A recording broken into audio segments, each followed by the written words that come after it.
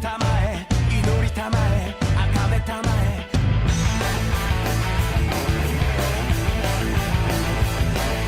孤独な夜愛に触れて愛に濡れて愛に飢えて裂かれた道胸に刻む時を恨む人を妬む乱世の色素体蝕む濡れた拳がしがらみつく孤独な夜愛 Salut à tous, c'est le maître VF et aujourd'hui on va parler de Code 10.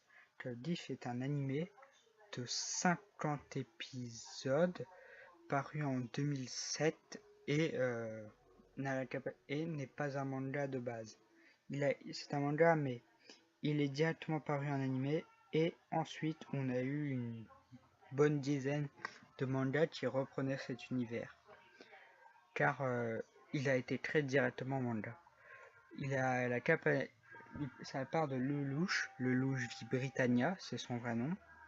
Oui, Vibritania, parce que son peuple c'est Britannia, britannique, hein, la Britannie, l'Angleterre.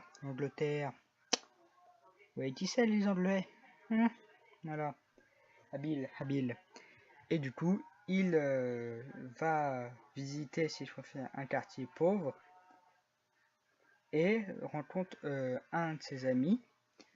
Un de ses anciens amis qui fait partie de l'armée impériale, si je peux dire. Car oui, le Britannia est un pays qui a conquéri une grande partie de l'Europe et une grande partie du monde. Et il reste quelques pays comme la France et les provinces et tout ça. Et du coup, le Japon a été conquéri. Japon appelé maintenant plus Japon, mais la zone 11, où vivent les Japonais renommés les Eleven, et qui sont traités comme une sorte de sous-race ou quelque chose dans le genre. Et du coup, le louche a été utilisé comme offrande un peu pour amadouer les Japonais et ensuite les attaquer. Et du coup, il est resté ici au Japon. Et ce qui fait que l'on va reprendre où on était. Il rencontre son ami Suzaku, oui, il s'appelle Suzaku, très viril. Bonjour, je m'appelle Suzaku. Ma passion dans la vie, je sais pas ce que c'est. Voilà. Suzaku pense que le louche, c'est le nom du héros principal, est un terroriste.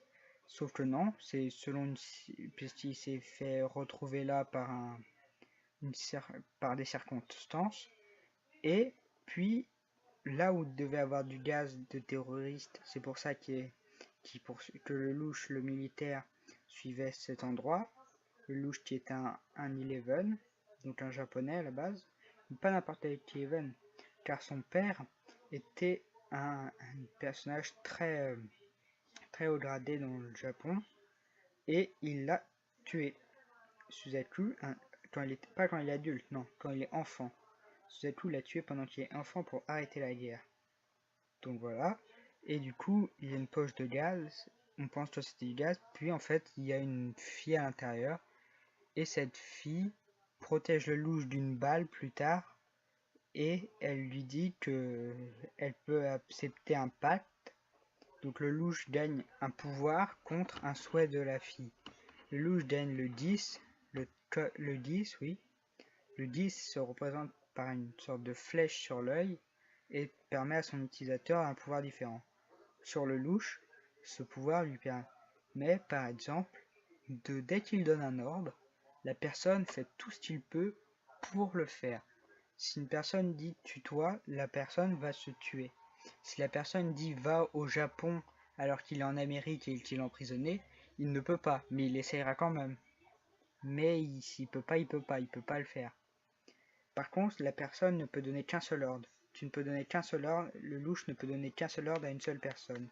Ce qui fait que il ne peut pas donner un deuxième ordre. Donc, il faut qu'il choisisse bien. Il crée ensuite Zero. C'est le personnage terroriste qu'il est, car il veut se venger de la mort de sa mère et de l'attaque sur Nonali, qui est sa sœur, qui est aveugle et qui a pris des balles dans les jambes, ce qui l'empêche de marcher. Et tout ça parce que son pour lui, son père n'a pas réussi à protéger. Et du coup, il crée l'organisation des Chevaliers Noirs pour... Oui, les Chevaliers Noirs. Ça fait vachement chelou, mais les Chevaliers Noirs, qui pour leur but n'est pas de recréer le Japon. Non, c'est de purifier le peuple, ce qui fait qu'ils utilisent les mechas, des sortes d'énormes robots que les Britanniens avaient utilisés sur les Eleven pour les tuer. Et à ce moment, il y a des combats extrêmement intéressants. C'est des combats de stratèges, de techniques, et ainsi de suite. Puis, à un moment, il rencontre son père, il tente de le tuer, sauf que son père a ce qu'on appelle le code. Le code, pour ça qu'on l'appelle code 10, c'est quand une personne a un pouvoir de 10 tellement puissant. Le 10 passe en plusieurs étapes. Le 10 normal, le 10 amélioré, que tu ne peux plus refermer, le 10 ne peut plus se refermer. Ensuite, la personne peut avoir le 10 sur les deux yeux, et ensuite elle aura le code. Le code est l'immortalité, la capacité de ne pas mourir. Et ne pas mourir de vieillesse, de balles, de coups, de n'importe quoi. La personne qui a donné son code à Lelouch a des centaines d'années et s'est pris sûrement des balles et des choses comme ça et ne meurt jamais. Son seul et unique souhait du coup est de mourir.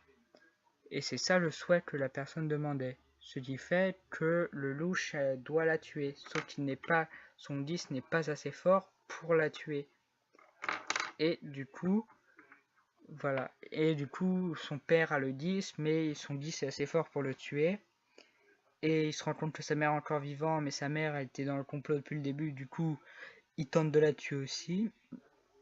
Puis du coup, Lelouch a une force hors du commun et décide de conquérir toutes les terres du monde.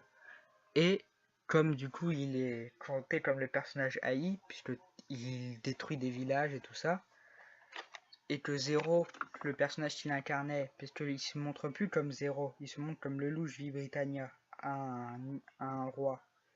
Et du coup, d'un seul coup, il fait une sorte de plan. Je vais pas vraiment vous l'expliquer, mais à la fin, je peux pas vraiment vous l'expliquer. Mais à la fin, il meurt et il se fait tuer par Zéro. Mais Zéro, c'est censé être lui. Oui, mais il utilise son ami qui avait une haine profonde en lui, et je vous laisse découvrir pourquoi. Et du coup, il le tue, et ce qui fait que tout le monde aime Zéro à nouveau. Et Zéro devient le roi du monde et un pays qui n'a plus d'ennemis.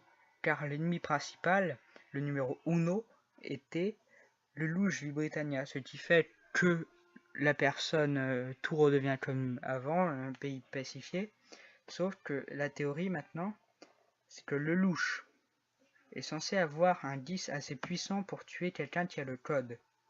Et quand on tue quelqu'un qui a le code, on gagne soi-même le code. Donc logiquement, quand il a transpercé Lelouch n'aurait pas dû mourir. Il aurait seulement fait semblant de mourir et serait resté en vie. C'est la théorie. Car il avait le code et aurait dû survivre normalement. Sauf que et c'est surtout la dernière scène qui nous fait penser ça, car on voit la fille qui lui a donné le pouvoir en train de parler à quelqu'un sur une grange, et on pense, pas sur une grange, sur une carriole, et on pense que la personne qui conduit cette carriole est le personnage.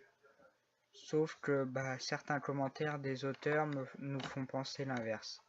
Bon, j'espère que cette série vous aura plu. Dites-moi dans les commentaires si vous avez bien aimé l'intro et l'outro, parce que oui, il y a une intro et une outro.